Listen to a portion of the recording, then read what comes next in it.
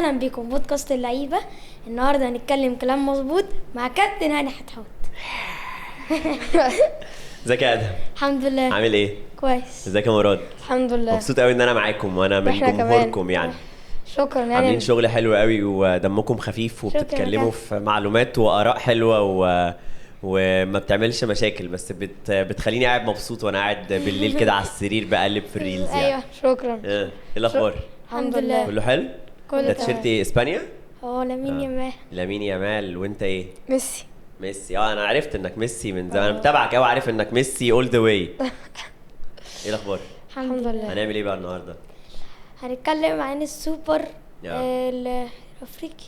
السوبر الافريقي، اهلي وزمالك. ماتش جامد قوي ده. ها اكيد قوي. بس انا زعلان انه هيكون في السعوديه. ليه؟ يعني عشان الجمهور المصري يكون كتير حاضرين يعني. طب ما هو الجمهور المصري هيحضر، هيملى الاستاد هناك برضه. بس مش كل الناس هتسافر يعني. مش كل انا الناس انا هتسافر. انا لو كان في مصر كنت هروح، لكن السعوديه بس هو قول السوبر يعني كل سنه بيتعمل لاسباب تسويقيه يعني في بلاد مختلفه.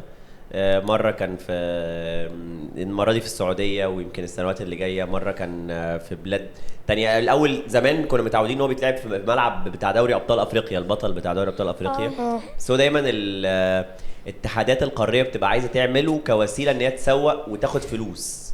فالسعوديه طبعا بالنسبه لها ماتش اهلي والزمالك في افريقيا، يلا نشتري. ماتش مهم قوي قوي يعني. ماتش جامد قوي. كده كده الجمهور الجاليه المصريه هناك في السعوديه كتيره، في ناس هتسافر من هنا اعتقد يعني. ممكن. صح؟ مش ناويين تسافروا؟ مدرسه. مدرسه. زن على ماما انت وهو وطلعوا نسافر الخميس بعد المدرسه، نحضر ماتش الجمعه، نرجع السبت. نوجه دعوه دلوقتي للمنظمين لدعوه ادهم ومراد لحضور المباراه وعمل حلقه من هناك. ايوه ماشي، بس ابقى اضيفكم هناك برضو، نحلل الماتش احنا الثلاثه. ماشي. اوكي، بس انا يبقى عندي هوا هنا فغالبا هيبقى صعب. طلعوني معاكم زوم. اوكي. مين هيكسب بقى الماتش ده؟ الاهلي. الاهلي؟ اشمعنى؟ يمكن عشان يعني الزمالك كان عنده مشكله في الكده ولسه حللها يعني. والصفقات طبعا الصفقات يعني كويسه. عمر فرج ومحمد حمدي وبنتايج فتوح مشي. فاعتقد يعني ان مش متاح طبعا الفتره دي فتوح. اعتقد ان يعني ان هو واحد مهم قوي، باك احسن باك في مصر جدا. فاعتقد ده هتعمل فرق مع الزمالك. وبالذات ان الاهلي لما باع عبد المنعم كسب فلوس فيه. مظبوط. وحتى يعني اشرف داري تقريبا عنده اصابه في مش عارفين هيلحق ولا لا. مظبوط. بس في يوسف ايمن. في مين؟ يوسف ايمن. انا ما اتفرجتش عليه.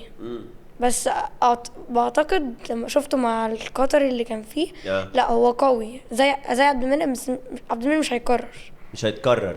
في توقعات ان اشرف داري ممكن يعوض محمد عبد المنعم، مش فكره ماتش السوبر ولا بتكلم في العموم، باعتبار ان هو برضه لعيب تقيل وعنده خبره. جاي من بس منعم لعيب جامد جدا. منعم لعيب ما بيهموش اي حد بالظبط. حتى لو مين قدامه برضه هيعمل على كده. رايق.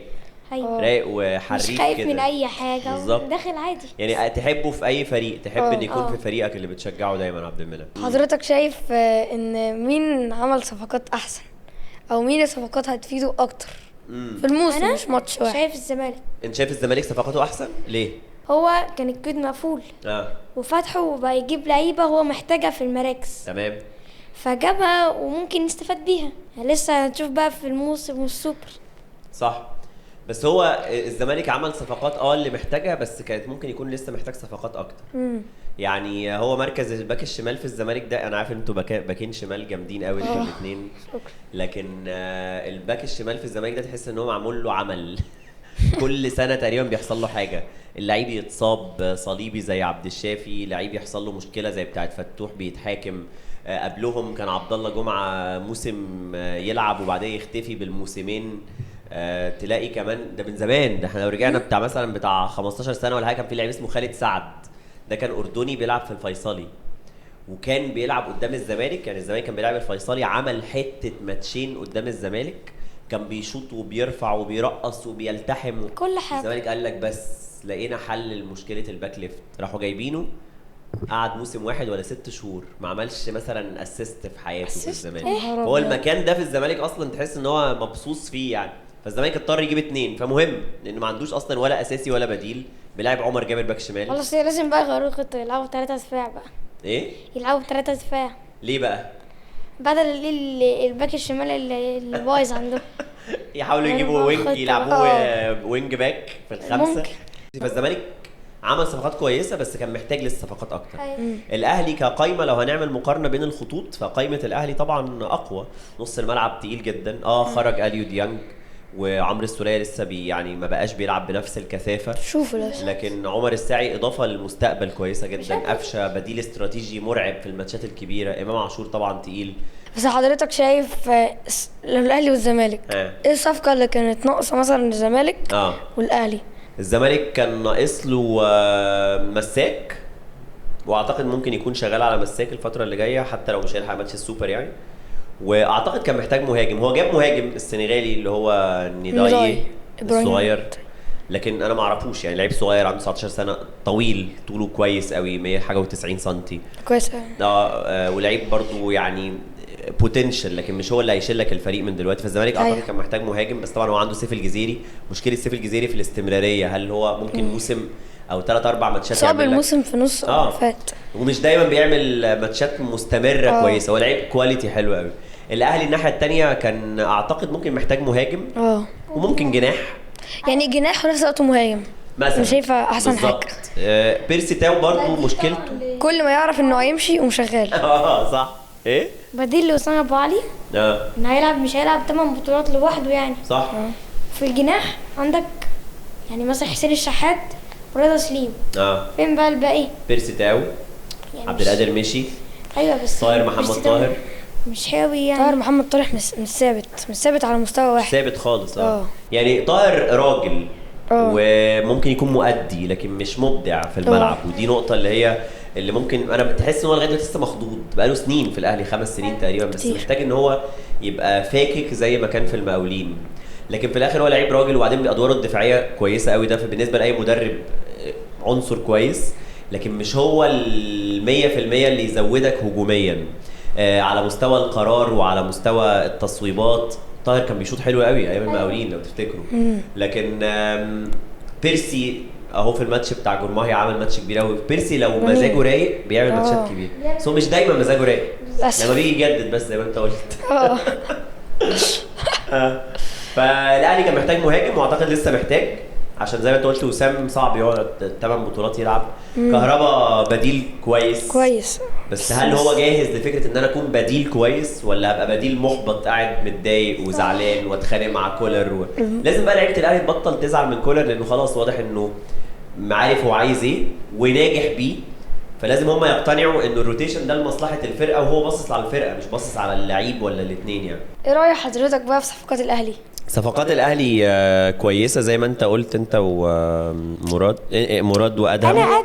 انا من وانا بتفرج عليكم برضو بقعد اتلخبط هو مين فيهم مراد مين فيهم ادهم. الاهلي عوض اللعيبه اللي مشيت بشكل كبير زي ما قلنا بس كان محتاج مهاجم. مشي عبد المنعم، جاب داري وعلي معلول برضو الاصابه. جاب يحيى عطيه الله. بالظبط. الفكره بقى في وسام هيعرف يجيب جول. ما جابش جول قدام الزمالك لغايه دلوقتي. ايوه هو اصلا طلع في اللقاء قال انا نفسي اجيب جول في الزمالك. قال كده لان الناس مستنياه. انت جبت بقى كل ال 500 جول اللي جبتهم دول هتلاقينا في الزمالك بقى. يعني ما حدش يقدر يقول هيجيب ولا لا لانه ممكن برضه يعني نادي الزمالك دي كبير يعني صح صعبه.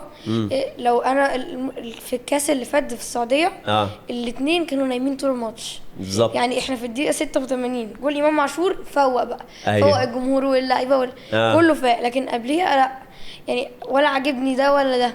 الاثنين في الاداء كان الزمالك احسن شويه الشوط الثاني. يمكن كان بيهاجم بالظبط. وشوبير شال كره حلوه قوي. فاكرين الشوط بتاع عزيزو ايوه حلوه. بس الاهلي دي ميزه كبيره قوي في الاهلي. لما نزل قفشه لما بينزل حتى ضد بيراميدز اللي فات هو لازم بيقلب الماتش لازم يعمل حاجه في الماتش.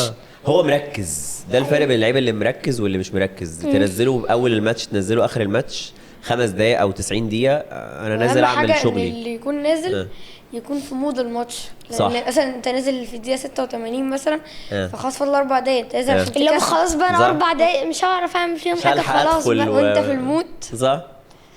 دايما بحس ان صعب ان مدرب يطلع حد من الدفاع في الماتش طالما هو مندمج فصعب قوي ان انت تطلع واحد واللي ينزل ده يكون مندمج. بالظبط صح. فانا دايما صح. بحس دي في الدفاع. بتتوقف على اللعيب مستعد ازاي ومركز قد ايه في تفاصيل الماتش قبل ما ينزل عشان ما يدخلش ياخد وقت. يدخل كانه كان جوه اللعب يعني. طبعا مع الاحماء بقى مع الاستعداد دي كلها حاجات بتبقى أيوة. عوامل مؤثره في استعداد اللاعبين يعني. بتسخن كويس انت قبل الماتشات اكيد بجد عشان ما يجريش العضلات. اصابه. عايزين ننشف العضلات انتوا الاثنين كمان شويه. بس انا عضلاتي زيكم كده برضو وانا قدوك كانت برضو رفيعه كده. دلوقتي ارفع. بحاول اشتغل عليها كده سكواد. انا كنت بتفرج على الحلقه اللي فاتت وريحه المحشي كانت طالعه من الريلز. اكيد هو ما كانش قادر بصراحه. ما كملتش. انا المحشي بتناديني. لو النهارده تورته كمان واضح ان التغذيه عندكم ستايل مختلف خالص عن العالم. مختلف بس ما بيبانش. حاجه مهمه جدا عندنا الاكل. لا بس عايزين التغذيه تظبط يعني دلوقتي ان فتره دلع تمام تمشي وجسمكم لسه فيه حرق وكده بس بعد كده عايزين البروتين بقى والسلطه والفاكهه صح؟ ايوه صح. والله ولا انتوا مركزين معايا. بنسمع من هنا والمحشي من هنا عادي جدا. يلا قول لي. حضرتك شايف مين احسن 3 لعيبه في الدوري المصري؟ في الدوري المصري زيزو. طبعا يعني ايه؟ طبعا بتبقى في فترات مش في احسن حاله بس هو زيزو لعيب يعمل لك فرق يعني. مثلا ماتش الشرطه الكيني ده زيزو عمل ماتش مش حلو خالص بس هو اللي عمل اسيست. فزيزو لعيب عنده استمراريه تخليك حتى لو هو عنده فترات تراجع متوقع انه هيعرف يرجع. عنده قدره انه يفوق نفسه ويرجع ويبقى مؤثر وبجوال وباسيستات ومركز يعني. الاستمراريه دي دايما بالنسبه لي تقييم مهم جدا في اللعيب الاحسن يعني. حتى اصلا جمهور الاهلي وجمهور الزمالك بيحبوا زيزو بالظبط. حتى جمهور الاهلي. الزملكاويه خايفين زيزو يروح الاهلي. حتى الاهلاويه اكيد نفسهم ان هو يجي الاهلي بس صعب. ليه صعب؟ لان هو خلاص بقى خد على حب جمهور الزمالك وجمهور الزمالك بيحبه ولو مشي اصلا هيخسر جزء كبير من جمهور الزمالك. جمهور الزمالك جزء من جمهور مصر. فاعتقد لا بس هيكسب جمهور الاهلي. حتى جمهور الاهلي في الزمالك بيحبه اعتقد يعني حتى هو في الزمالك جمهور الاهلي بيحبه. زيزو مع الزمالك قصه حب واضحه جدا ما بين الطرفين. طبعا بتصعب يعني بتصعب انتقاله للاهلي لكن نشوف ده ادي واحد كده زيزو. تاني اتنين بقى. انا شايف وسام ابو علي. وسام ابو علي طبعا انا كنت هقوله بس كنت هقول قبليه لعيب مصري. انا مش هقول وسام ابو علي يعني هو وسام ابو علي طبعا لعيب كبير بس نديله كده موسمين مع الاهلي. انا كنت هقول وسام بس كنت هقول قبليه 2 بصراحه. يعني كنت محتار ما بينه وما بين رقم 3 هقوله بس رقم 2 حسين الشحات. لانه الموسم اللي فات واللي قبله عمل تدرج لان اول بداياته مع الاهلي ما كانتش اعلى حاجه. فحسين الشحات برضو عنده استمراريه كويسه مخليه في الدوري مؤثر جدا مع الاهلي وفي موسم الاهلي بشكل عام. والثالث كنت اقول زيكو بتاع زد. ايوه عارفين.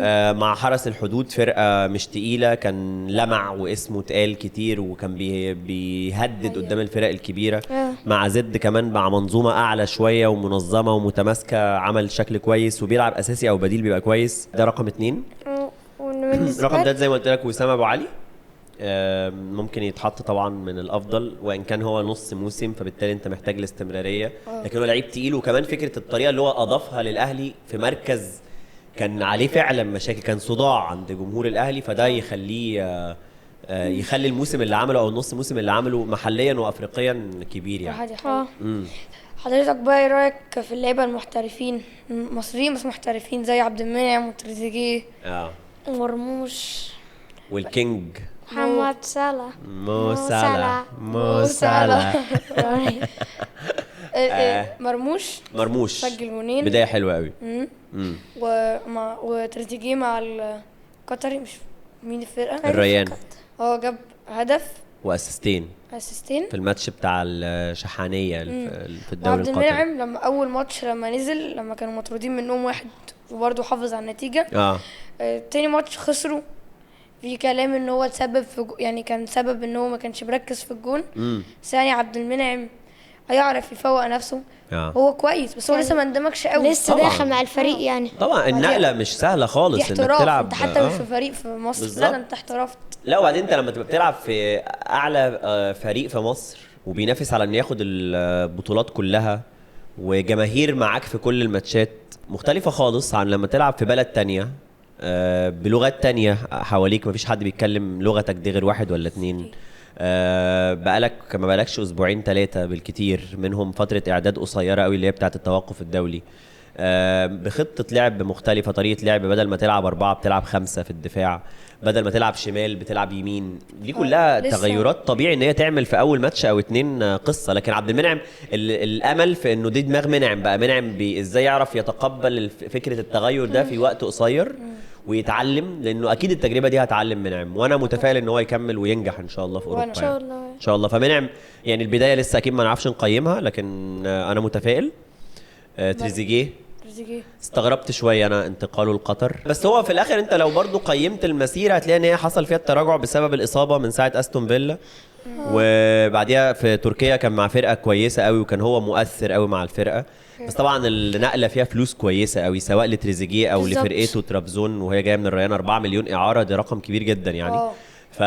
وهو يعني في اواخر مشواره، مش في الاواخر قوي بس في الكوارتر الاخير من الكارير، فبالتالي ممكن يكون بصلها برضو كمكسب مادي. والريان واضح انه مشروع عايز ينافس على اسيا، فالفرقه واضح ان هي كمان فرقه يعني بتتقل، فهو برضو واضح ان هم اقنعوه بالبروجكت ماديا وفنيا يعني. وهو ده تريزيجيه، دي دماغه يعني. مرموش بدايه حلوه قوي للموسم زي ما ختم الموسم اللي فات، وبينافس على لقب الهداف في اول 3-4 جولات اهو ورا كراماريتش من هوفنهايم. وفي كلام دلوقتي عن يروح البريمير ليج بقى الموسم اللي جاي، هتستقبلوه بقى انتم بما انكم ابطال البريمير ليج. كينج مو صلاح. مو صلاح حاجه عظيمه جدا. مشرف رجله الخارجي، مشرف مصر، حته وش رجل خارجي اللي هو يبقى بيلعب ناحيه يمين وفجاه تلاقيه راح مقرر كلنا متوقعين تتلعب بدي، فجاه يروح عامل كده وتبقى قويه ودقيقه ما شاء الله. وبعدين برضو فكره الحفاظ على الموتيفيشنز، الدوافع، كل موسم عنده دوافع اكتر علشان خاطر يفضل مكمل الاستمراريه ل7 سنين ورا بعض بالشكل ده، يبقى النجم الاول. وبعدين بيعرف امتى يتكلم ويتكلم ازاي، ومفوق نفسه. يعني اللعيب اللي بيفوق نفسه بلغتكم انتوا لغه الكوره دي حاجه عند صلاح بصراحه دايما نموذج يعني. عايزه يكمل في ليفربول، عايزه يكون اسطوره ليفربول. هو حتى لو مشي فهو هيبقى اسطوره ليفربول، بس انا احب انه يكمل. انا كمان انا اتوقع ان ممكن يتم التجديد لصلاح، بس هيبقى خد حقه قوي في التجديد حتى لو الاخيره صلاح دي. مشي ممكن كمان ارنولد وفان دايك يمشوا، لان هما لسه نفس العقد بالظبط. بعدها طبعا الثلاثه دولت هيطلبوا فلوس كبيره قوي يعني بالظبط، والثلاثه اللي يخلص عقدهم اخر السيزون صح؟ مهمين جدا يعني. بس هو صراحه رمى لهم الحته بتاعت ماتش مانشستر، انا خارج عامل اسيستين وجايب جول، يلا بقى هتكلموني في العقد امتى؟ فسخنت قوي الدنيا كلها. وبعدين قبلها كان متكلم في انترفيو على قد ايه بقى هو مرتبط بليفربول كمدينه كبلد يعني، وان بنته وبناته بيتكلموا الانجليزي الليفربولي ده، فاللي هو اللكنه بتاعت ليفربول، فبقى انه بيتكلم كانه مواطن ليفربولي، فخلى حتى الجمهور غير اللي هم بيحبوه قوي عشان هو الليجند بتاع الفرقه والسوبر ستار، فكمان ده ابننا، ما بقاش بس مجرد انه اللي بيكسبنا، فبقى حتى وراه قوه جماهير بتبص على الاداره وتقول لهم صلاح بيقول لكم انا ما جددتش، مش ناويين تجددوا. فبرضه هو دي ميزه صلاح، انه مش بس بيلعب كويس، هو كمان من خلال بقى الممثلين بتوعه بيعرف امتى يتكلم ويقول ايه، فدي بتديله مميزات طبعا يعني. بس انا نفسي ان هو ياخد طبعا الهداف. بس الوحش النرويجي ده مفيش حل، مش طبيعي، مفيش حل. انا كابتن في فانتسي يعني 4 ماتشات 4 ماتشات 9 جول 3 جولين. ايه ده؟ لا والجولين دولت كان ايه بعد 3 ايام من صديق عمره اتوفى. بيب جوارديولا طلع لازم يقول بقى حاجه يخوف الناس ما كابتنوهوش، بس انا طبعا كابتنته يعني. انا مش ده عارف اللي فيها، ده السنه اللي فاتت جدته ماتت وقام نزل ضد البريمفورد 3، انا بتعلم برضو كابتنته والحمد لله وجاب لك جولين. فمش مشكله لما تسمع ان اي حد مات اعرف انه يلعب وهيسجل. ايوه صح. وفي اصلا حد بيشجع تشيلسي؟ انا بشجع تشيلسي. تقصدني ولا ايه؟ انا بشجع تشيلسي. اي نعم محبط من تشيلسي بقالي 2 سنين، لان التغيرات اللي حصلت بعد ابراموفيتش خلت الفرقه اصلا انا نفسي بقيت متلخبط، كلهم شبه بعض، كلهم نفس السن، كلهم جايين وبنجيب بال 12 لعيب وايه موسم الانتقالات، كل موسم انتقالات سواء صيف ولا شتاء بنجيب بتاع 10 لعيبه ما بيعملوش حاجه، ما بيلحقوش يعملوا حاجه اصلا. الفرقه بتتغير كتير قوي بسرعه، فما بلحقش احفظ اللعيبه. غيرنا المدرب وجبنا مدرب تاني ماريسكا. بس يعني الماتش اللي فات نكونكو الجول اللي جابه ده مهم جدا. الستة بتاعت الولفز كانت حلوه، وان كان التعادل بتاع كريستال بالاس كان دمه تقيل شويه على الفرقه، لكن انا اعتقد ان تشيلسي مش هيبقى موسمه سيء زي الموسم اللي فات. اعتقد ان هو مع الوقت مهم انه ما يضيعش نقط في البدايات بس مع الوقت الفرقه ممكن تبقى متماسكه اكتر من السنه اللي فاتت. نفسي كول بالمر يرجع السيتي تاني. خلاص انت مش هيرجع غير لما يكون ضامن ان هو يلعب اساسي. بس هو مش هيرجع اصلا. هيرجع ازاي؟ هو تشيلسي ده تشيلسي بيمضوا اللعيبه بتاع 50 سنه لسه ماضيين لعيبه لغايه سنه 2033. تشيلسي مش هيفرحوا في بالمر. صعب قوي. لا بالمر هو كان غريب انه مشي بس هو ما كانش ليه دور. وانا بيعجبني اللعيب اللي دماغه كده. انا في سيتي اللي بياخد الدوري كل سنه بس انا نفسي بعمل ايه؟ انا عايز العب. انا لسه صغير. ايه رايك حضرتك بقى ببرشلونه اول 4 ماتشات وخدوا حقهم من جيرona؟ 4 الموسم اللي فات ذهاب وعوده فاكر 4 فاكر كانت لا وبمستحق الفوز كمان السنه دي وبعدين ماشيه حلو. انا عارف ليه. ايه ليه بقى؟ عشان سافينيو مشي. مشي من راح السيتي. من جيرونا. لا برشلونه موسم مع شافي كان حاجه ومع هانز فليك حاجه. لا ولامين يامال اتطور وداني اولمو اضافه كبيره ورافينيا الموسم ده بداياته احسن. بيفوق. المفروض بقى مهاجم بقى ايه صغير مع ليفاندوفسكي. لا ليفاندوفسكي خلاص. بس ليفاندوفسكي برضو بدايته مش وحشه السنه دي. مش وحش بس هو خلاص كبر مش هيبقى فانت محتاج حد معاه طبعا. مش هيدي طاقه زي اللي كان بيديها زمان يعني 100% صح. ممكن يجيبوا حد يعني مثلا 20 25 كده يعني. مين بقى؟ مين مهاجم موجود في العالم شايف؟ طبعا هم لو قدروا يجيبوا هالاند هيكونوا في حته تانية. بس منافسه ما بين هالاند ومبابي في الدوري الاسباني. زي كريستيانو. فلوسه ازاي ده؟ هالاند عشان يمشي لازم بيب جوارديولا يمشي. لا ولازم يحصل خيانه ما بينه هو والسيتي. ساعتها بقى ممكن الفلوس تغريب بتاع برشلونه.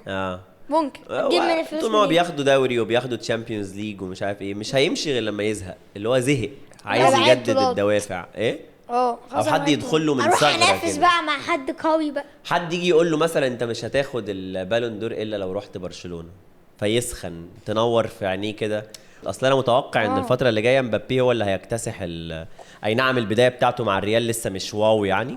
بس انا متوقع ان مبابي دايما التنافس اللي يقول لك يا ترى بعد ميسي وكريستيانو مبابي وهالاند انا بشوف ان مبابي هيكتسحها. في مبابي وفينيسيوس وبلينجهام وهالاند في كتير طبعا. بس انا مبابي اول ذا واي. لا انا بلينجهام. انا جود بلينجهام. مبابي ده يرقص يشوط يلعب بالهيد يلعب R2 بيلعب في الزاويه الضيقه بيلعب على الطرف بيلعب في العمق سريع اجمل حاجات كل حاجه. عايز اروح لجوارديولا اروح له موسم اشوف هيعمل فيا ايه. ده هيخليك باك ليفت عالمي جوارديولا. بس 3-4 سنين كده واطلع يعني على انجلترا بقى. يكون جوارديولا اعتزل المدربين وكوره يعني للاسف وكارلوس انشيلوتي مش عارفه انا العب في السيزون ده اللي يدفع لك اكتر بقى ممكن صح. خليه يتمرني برايفت. صح. نجيب جوارديولا يدي الادهم كورس برايفت. لما يجي اجازه في مصر يشوف الاهرامات. صح. نعمل عرضتين بالطوب كده عند الاهرامات ونقعد نتمرن. توقعات بقى حضرتك للتشامبيونز ليج مع النظام الجديد؟ طبعا هو يعني لسه بدري. الفرق 36 فريق يعني اكيد ريال مدريد اللي هياخدها. اكيد دايما بيبقى مرشح اول ريال مدريد. السيتي هيعملوا فجأة وهو اللي هياخدها. مش هتبقى مفاجأة لو السيتي كسب البطولة بس هي نظامها صعب يعني ممكن ما نلاقيش فرق كبيرة اسامي كبيرة ممكن ما تعديش اصلا. لا كلهم هيعدوا يعني اغلبهم هيعدوا. 8 يصعدوا كده و8 تانيين يعملوا تصفيات. بالظبط من التاسع لل24 يعملوا تصفيات عشان يضموا على ال8 اللي هيكونوا تأهلوا من التصدر. يعني كده في فرق اكيد هتعدي. يعني اكيد زي ريال مدريد والريال ممكن ارسنال هيعدي ليفربول حتى لو مش من اول. هو ليفربول موجود في الشامبيونز ليج. هيلعب ميلان اول ماتش. وليفركوزن برضه ليفركوزن مظبوط. بكره بقى ماتش القمه ليفربول وميلان. ملعبي يا سلام. ذكريات ادهم. ايوه صح. كنت ساعتها مولود. انت مواليد 2000 وكام؟ 2014 بس كنت فوق كده في السما اتفرج على الماتش. 2005. اتفرجت على الماتش ده فين؟ لا اتفرجت كده وانا فوق السحابه والاستاد كان قدامي فبتفرج على الماتش. فشايف الماتش من فوق يعني شفت فيو مختلف عننا كلنا.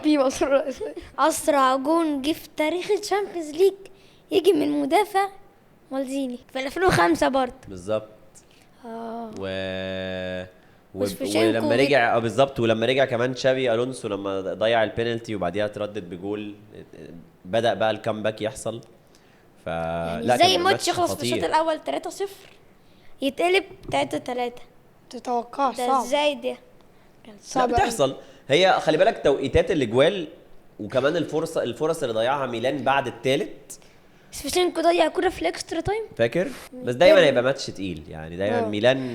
بس بكره في ارض ميلان. اوه ماي جاد، دخلوا الجحيم بتاع ميلان. فماتش صعب، وبالذات ان ليفربول لسه خسران في الدوري، تلاقي النفسيه مش فايقه قوي، ما لحقوش ده من يومين. فممكن تكون ممكن اتوقع ان الميلان يكسب الماتش ده. وبعدين ده اول ماتش احتمال يظهر كييزا مع ليفربول، لو عيله فيقول لك بقى ده رجع على ايطاليا، خش يبدا الماتش خش العب ضد خصمك. وصلاح بيحب ايطاليا، بيجيب فيها جوال برضو. عاشق لروما. وبعدين عندهم طار مع فريق ايطالي، ليفربول السنه اللي فاتت كان اتلانتا هو اللي طلعهم من اليوروبا ليج 3-0 فاكر ارضهم. يا لهوي، او ماي جاد. فبالتالي ماتش اتوقع، بس انا اتوقع ان ليفربول يعرف يكسب الماتش ده. انت ايه رايكم؟ انا بقول ميلان. ده مفيش حد عارفه اصلا السنه دي. انا مش ما قلتش انا مشجع ميلان، بس اكيد ليفربول صعبه اتوقع. هيكونوا متعصبين فيكسبوا الماتش ده، حاجه اكيده. طب يعني الشامبيونز ليج كلها مين هيكسب الشامبيونز ليج؟ اقول لك حاجه، برشلونه السنه دي هيدخل جوه، مش هيطلع بدري. يعني ممكن ياخدها مرشح يعني، بس مش، ولو طلع مش هيطلع بدري، هيطلع من السيمي فاينل. ممكن يدخل لغايه جوه كده. ريال مدريد طبعا منافس، مانشستر سيتي منافس، ليفربول هيبقى منافس طبعا. اتلتيكو مدريد ممكن يدخل جوه شويه. بس الصفقات اللي جابها دي ممكن الفاريز، لونورمان. انا نفسي انا في سيميوني ياخد بطوله في اوروبا، نفسي. غلبان. هو مش غلبان، بس هو يعني مدرب يحترم، بس هو مش من غلبان زمان خالص. من زمان عمره ما خد بطوله تشامبيونز ليج خالص حتى 2014 السنه اللي اتولدت فيها. ايوه حضرتك- شفتها بقى دي. أيوة دي دي بجد يعني بقى بجد. شفتها بقى. انا هقول ارسنال. ارسنال قلبي ومتفائل. تعبت قلبي يمين. مات واقفا. دايما بشوف الكومنت ده عندكم، مين اللي مات واقفا؟ باجيو ولا. ضيع كرة في نهائي كاس العالم. يا كابتن تنصحنا بايه لو احنا عايزين نطلع مثلا نكون في الاعلام، ونكون عندنا مثلا قناه على التلفزيون او بيج على التلفزيون ونطلع برنامج على التلفزيون يعني. تنصحنا بايه؟ انصحكم اولا انتوا عاملين شغل حلو قوي شكراً كبدايه، يا كابتن. دمكم خفيف قوي وشاطرين، وانتوا الاثنين عاملين مع بعض تفاعل حلو قوي ومع الضيف. انصحكم انتوا تكملوا البرنامج اللي انتوا بتعملوه دلوقتي ده، تفضلوا دايما مبسوطين وانتوا بتعملوه، حابين الموضوع، تستضيفوا ناس تتكلموا معاهم، لانه كتر المقابلات مع ناس مختلفة بقى في دماغهم، في طريقتهم، بتخليكم انتوا كمان كمذيعين تبقوا اشطر، تعرفوا امتى تهدوا، امتى تعلوا، امتى صوتكم يعلى، امتى صوتكم يوطى، تعرفوا تستنوا عند انهي حتة وتدخلوا بالسؤال.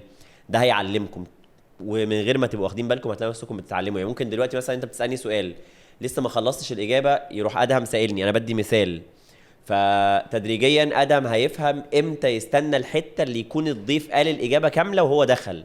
فمع الممارسه ما توقفوش، دي اول حاجه، برافو عليكم اللي انتوا عاملينه. رقم 2 لازم تفضلوا تقروا كتير. نقرا ايه؟ تقروا في الكوره يعني، تتابعوا. الكوره افتكرت في المدرسه. ما انا هقول لك بقى، دي حاجه تانية، دي حاجه تانية هقول لك عليها. ليه؟ لكن لازم تفضلوا تقروا في الكوره، عشان ده اللي بيفرق مذيع شاطر من مذيع مش شاطر قوي، انه بيبقى مطلع وعارف ايه اللي بيحصل حواليه، ودايما لما تيجي سيره حتى لو مش محضر عارف ايه اللي حصل امتى، فبتلاقيه دايما ده بيفيده. تقرا في اللي فات وتقرا في اللي موجود دلوقتي، دي دايما هتبقى مفيده، وبتخليك دايما عندك الشغف، لانه الشغف ده يعني ايه؟ ان انت ما بتيأس يعني. ايوه مثلا لسه واخدها في العربي. طب قول لي، وريني مذاكر ولا لا؟ يعني ايه شغف؟ ان انا دايما عندي متحمس. هي الشغف دي يعني حب ممكن اللي انت بتعمله. أيوة. فالقرايه بتخليك دايما عندك الاحساس ده. قله القرايه بتخليك مش مهتم، بتخليك طالع ايه، انا بشتغل. لكن حلو قوي انك تبقى بتشتغل في حاجه انت بتحبها، تفضل تحب ازاي الاعلام، بان انت تطلع عارف ان انت مؤثر، وبتقول كلام الناس بتبقى عايزه تستناه، وبتقول كلام انت فاهمه، فبتدي معلومه للناس، بتديهم رسائل كويسه بتفيدهم، يعني سواء بتبسطهم او بتفيدهم. دي تاني حاجه. تالت حاجه، لو انتوا لسه ما شاء الله انتوا سنه كام دلوقتي في المدرسه؟ انا سنه 5. انت اولى، انت اولى اعدادي وانت 5 ابتدائي. لو فضل الموضوع عاجبك ومبسوطين بيه ادرسوا اعلام. دراسه مهمه جدا، انتوا عندكم موهبه بس الدراسه كمان مهمه، لان هي بتخلي الواحد عارف يقول ايه امتى ويبقى فيه السنس ده مهم قوي، بيجي من خلال الدراسه. لكن كمان بقى بشكل عام، بما ان انت حاجه مضايقاك القرايه، اقرا، لازم تقرا في حاجات كتيره، كل معلومه تقراها بتفيدك في يوم من الايام على الهوا. وقت المدرسه ده استمتع بيه، اتبسط بيه، حتى لو سخيف انا انك بروح تصحى عشان بدري. خاطر اصلا البريك. لا بس وقت المدرسه ده حلو، هيوحشك لما تكبر شويه، هيوحشك لما تخلص مدرسه وانتوا قربتوا، يعني انت في اولى اعدادي وانت في 5، انت لسه شويه سنتين متاخر، يعني. بس هتوحشك قوي لما تخش الجامعه. المفاجاه بقى يا ولد احنا بنشغل قدامها ايه ده؟ ايه الحلاوه دي؟ اجيلكوا انا طيب من الكاميرا اهو، بصوا عاملين لي افتحوا لذاذه. يا ولد انتوا كاتبين الكابشن اللي انا كنت حاطه على التيشيرت، انتوا اللي حلوين والله. بصوا يا جماعه الحلاوه، جايبين لي تيشيرت عليه. شكرا شكرا مراد، شكرا ادهم، شكرا اللعيبه، شكرا. ايه الحلاوه دي والله، كفايه القعده الحلوه يعني. لا انا انت انبسطت منورنا. انتوا اللي منورين الدنيا وعاملين حلقات حلوه، وانا كنت مبسوط قوي ان انا اضيف معاكم النهارده، واحنا كمان وان شاء الله كل فتره كده حلقه حلوه. ما تنسوش تعزموني اجي اتكلم معاكم شويه، تيجوا معايا انتوا كمان حلقه. اوكي وكده نكون خلصنا حلقتنا مع الكابتن هاني حتحوت، وشكرا، مع السلامه.